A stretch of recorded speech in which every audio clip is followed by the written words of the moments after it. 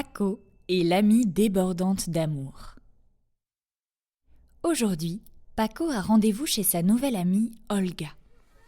Ils se sont rencontrés il n'y a pas très longtemps sur la piste de luge. Olga l'a invité chez elle et Paco a hâte d'aller jouer. C'est moi, je suis là. S'exclame Paco. Super, j'avais hâte que tu viennes jouer chez moi. Viens, je te montre ma chambre. J'ai plein de jouets trop rigolos.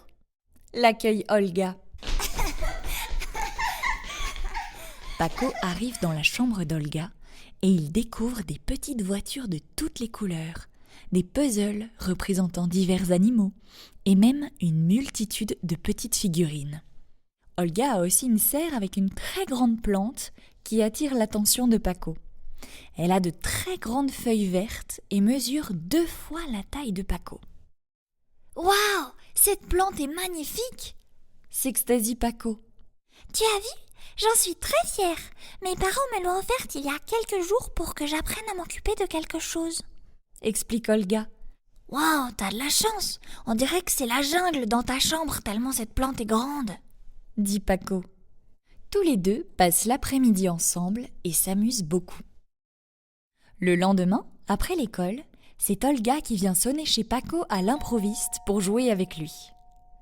Le jour d'après, Olga propose à Paco d'aller faire de la luge ensemble.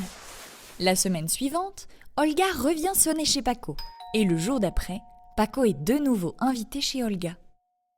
Les deux amis commencent à se voir tous les jours et à passer tout leur temps ensemble.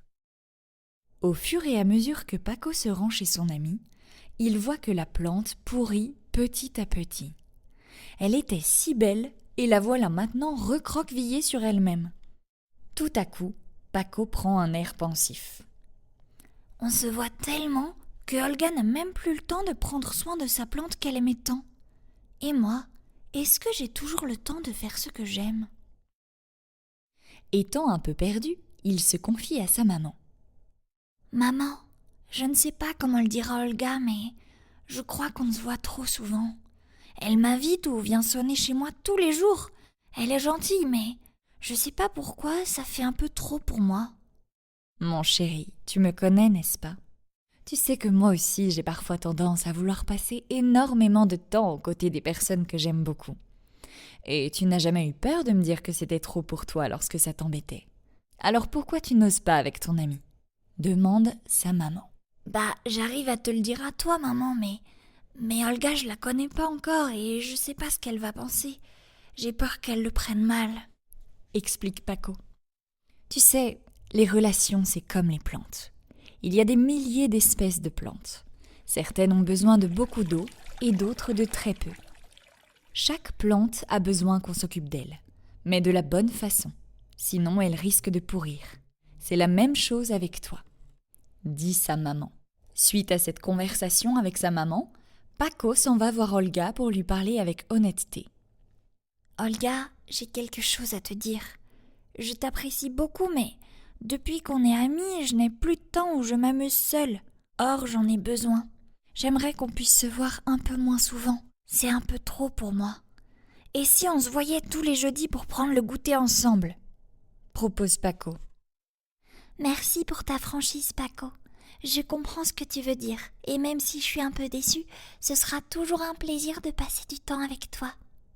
Répond Olga enthousiaste. Super, Olga! Ah! Et continue de prendre soin de ta plante. Elle est tellement belle. Ce serait dommage qu'elle perde ses feuilles. S'exclame Paco. La plante d'Olga reprend peu à peu vie après les conseils de Paco. Et les deux amis se retrouvent désormais tous les jeudis pour passer du bon temps ensemble. Ce conte de Noël vous est offert par la Fondation Apprentis d'Auteuil, écrit par Laura de Merlet et conté par Alix Van Ost.